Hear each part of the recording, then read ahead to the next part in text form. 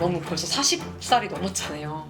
이렇게 해, 저렇게 해라고 하는 부분이 있다 보니까 저희 엄마는 아직도 좀 저를 애로 생각하는 부분이 있고 사랑이라고 하는 것을 좀 본인의 입맛대로 만드는 거.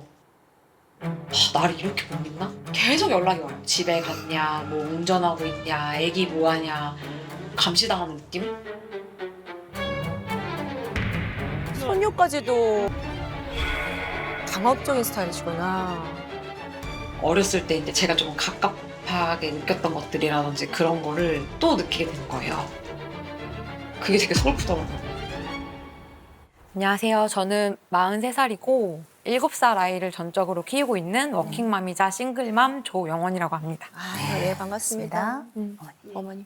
저는 남양주에서 온 64살 김춘희입니다. 아유, 네. 반갑습니다. 지금 두 분 같이 사세요?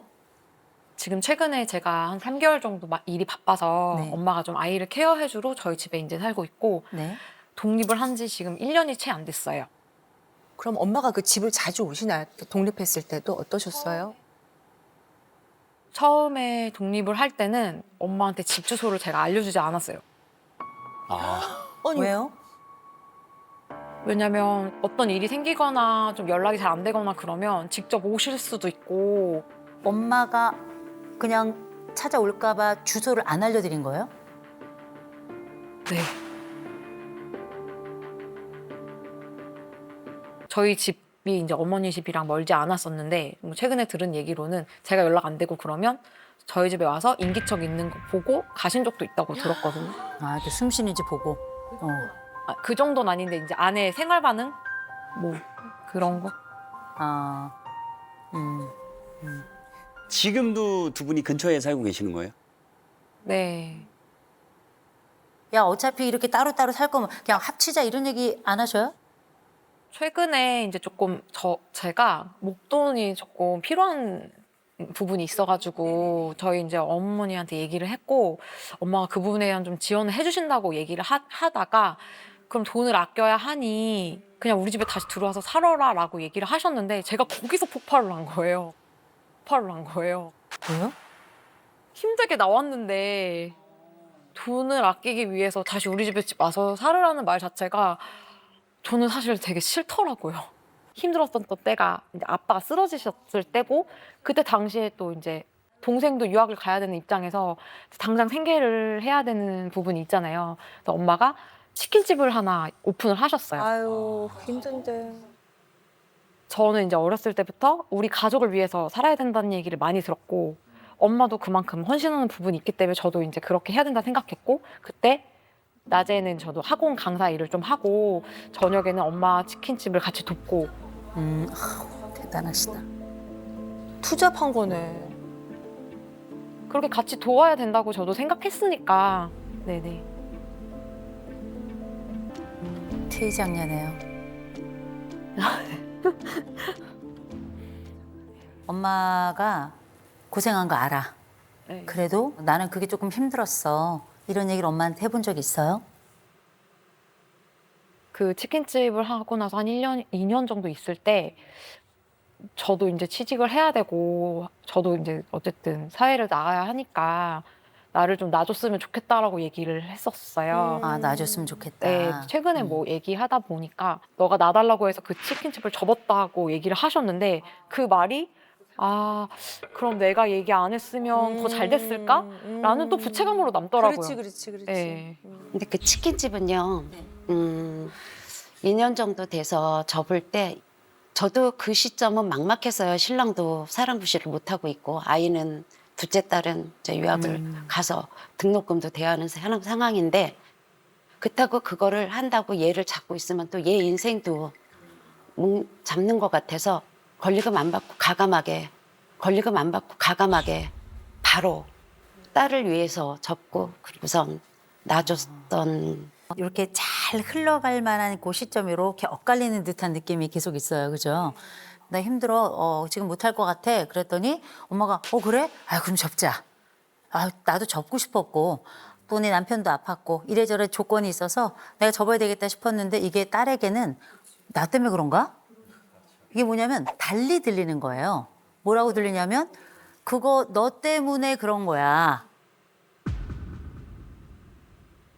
이것마저도 나에게는 강압적으로 느껴지는 거죠. 따님 입장에서는. 근데 이런 일들이 지금 치킨집은 큰일이에요. 근데 지금까지 살아왔던 세월의 켜를 보면 이런 일들이 자꾸 그게 꽤 많이 누적돼 있었을 거라고. 그러니까 그게 그렇게 통역이 되는 거거든요. 통역이 되는 건데 그럼 엄마한테 아예 대놓고 엄마, 난 엄마가 하는 말이 좀 이렇게 강압적으로 느껴. 이런 얘기 해보신 적 있으세요? 문자를 썼어요. 근데 최대한 엄마를 존중하고 싶으니까 존댓말로 해서 그런 얘기 안 해줬으면 좋겠다 이제 했는데 엄마가 답장이 아유 장난친 걸 가지고 너가 그렇게 받아들인다라는 식으로 말을 하니까 또 저는 아 내가 너무 또 진지로 받아들였나? 그 내용이 뭔지 궁금해하실 거예요. 네, 네, 지금, 어떻게 보냈는지 네, 따님 문자가, 얘기가 진짜 맞는 건지. 정말 자, 따님께서 먼저. 당신이 내게 몇 번 뱉었던 군인 같은 한마디 평가가 내게 살아온 생존 방식에 대해 부정당하는 느낌입니다. 본인이 원해서 희생했다면 그것으로 만족하세요. 그걸 받음으로써 부응하거나 기대에 충족하는 사랑이라면 받고 싶지 않습니다. 이거 무슨 어디 엄마한테 보낸 거예요? 아니면 뭐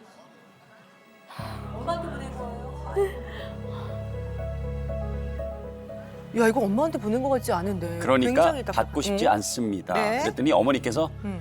내가 너가 될 순 없지. 아무런 감정 없이 장난스럽게 한 말이 매사에 상처를 주는 것 같아서 말을 줄이고 조심하는데도 너의 감정을 건드렸네 하면서 우세요. 그렇죠. 아, 네.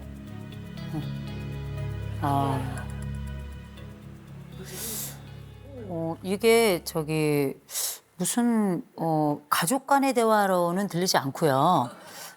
딸이 굉장히 경직된 이야기, 당신이. 그러니까 이거는 이제 너 이런 게 아니라 이제 2인칭, 극존칭인 거죠. 당신께서 이렇게 말씀하신 건데 말씀은 그렇게 하지만 사실은 굉장히 격앙된 문자거든요. 하지 마, 오지 마, 선 넘지 마, 아무것도 하지 마. 이렇게 들려요. 그때 엄마가 그래요? 알았어. 안 할게. 이렇게 들리거든요.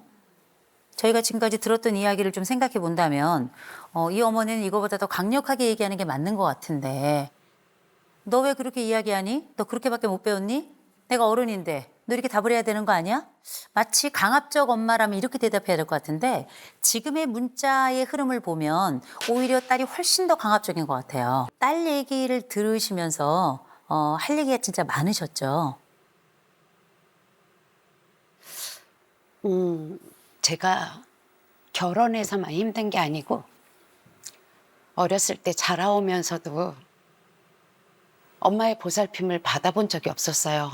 그러다 보니까 어렸을 때 혼자서 되게 슬펐고 혼자서 뭐든지 해결을 해야 되고 어린 나이 때부터 결혼해서까지도 엄마가 또 살겨온 엄마가 아니고 모성애가 없는 그런 엄마이다 보니까 그 언어 폭력과 학대 이런 것도 많이 받았던 사람이라 아유. 그러니까 이제 저는 제가 결혼을 한다면 절대로 내 남편과 자식들만큼은 내가 겪는 일을 겪지 않게 해야지라는 게 제 철칙이었고 고생을 안 시키고 사는 게 제 목적이었었어요. 그랬는데 엄하게는 했던 게 저는 그 과거가 썩 좋지가 않으니까 아이들만큼은 좀 틀에 갇혀서 예쁘게 잘 키워야 되겠다라는 그런 마음은 가지고 있었고 그렇게 했었죠. 했는데 지금에 와서 바라보니까 우리 손주를 보기 위해서 너무나 많은 공부도 해보고 많은 상담도 강의도 들어보고 노력도 해보고 책도 보고 이러다 보니까 다른 것들은 내가 많이 아이들한테 정말 부족하지 않게 해줬는데 엄하게 했던 거는 정말 후회가 많이 돼서 정말 사과의 편지도 두 아이들한테 썼었고 미안하다는 말도 누누이 했었고 아이한테 이제 그런 모습도 좀 안 보이려고 노력도 했고 많이 안 보이고 해요. 이렇게 계속 불평을 하는 것 같은 느낌을 받아요.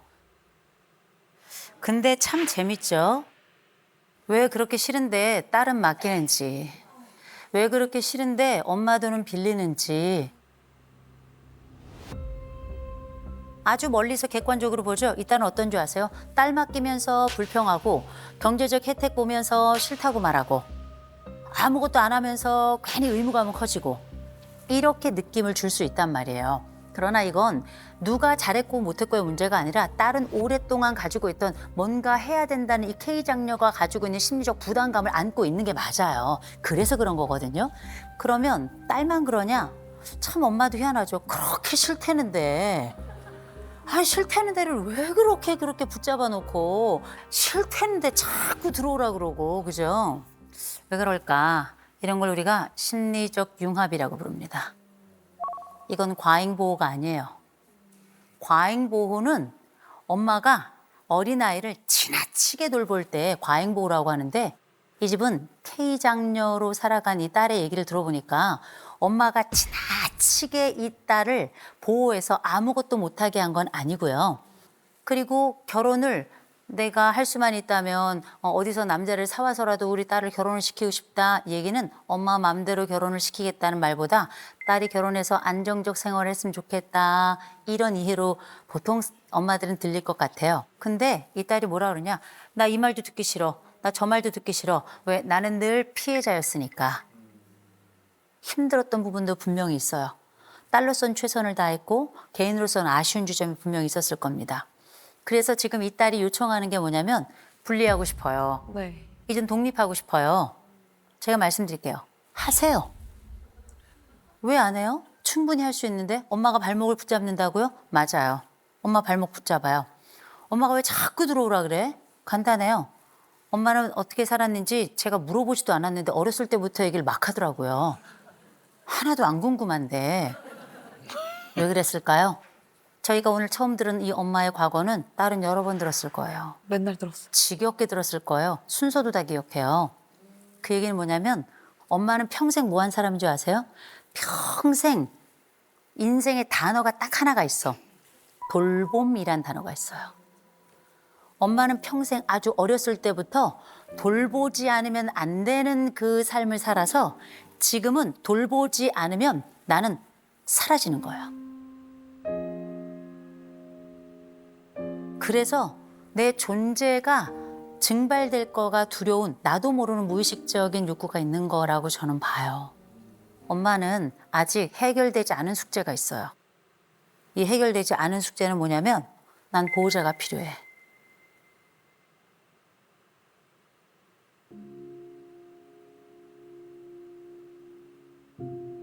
전 이런 얘기를 쭉 들으면서 어떤 생각이 들었냐면 이 엄마라는 이 여자는 누가 돌봐주나. 평생 이 여자에겐 보호자가 있었나. 이 사람은 이제 스스로 돌볼 능력을 잃어버린 사람 같단 말이에요.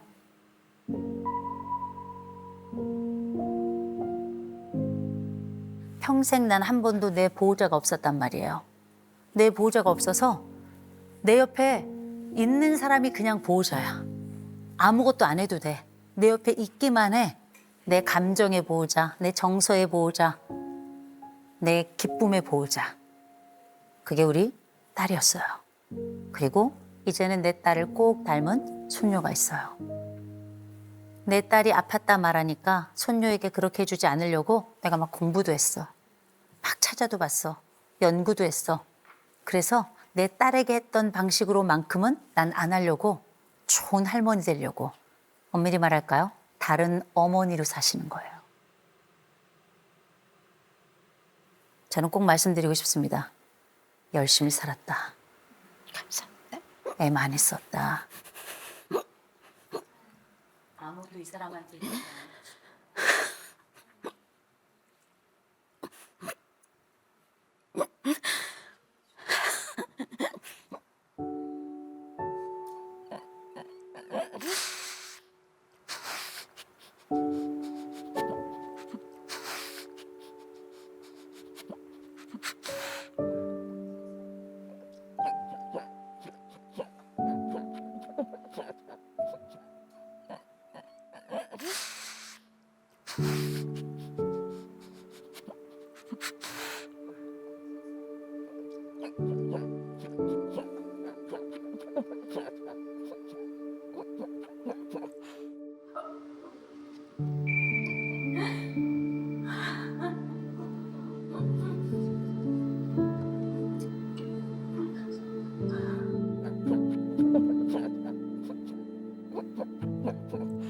죄송합니다.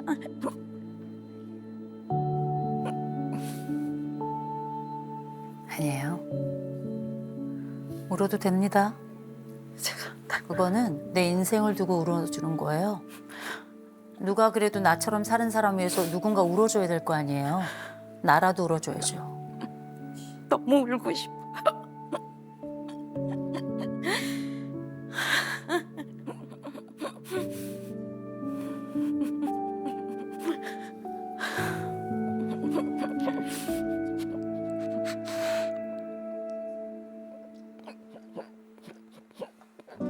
엄마는 딸이 참 고마웠을 거예요. 평생 나한테 이런 친구 같은 보호자가 없었어요.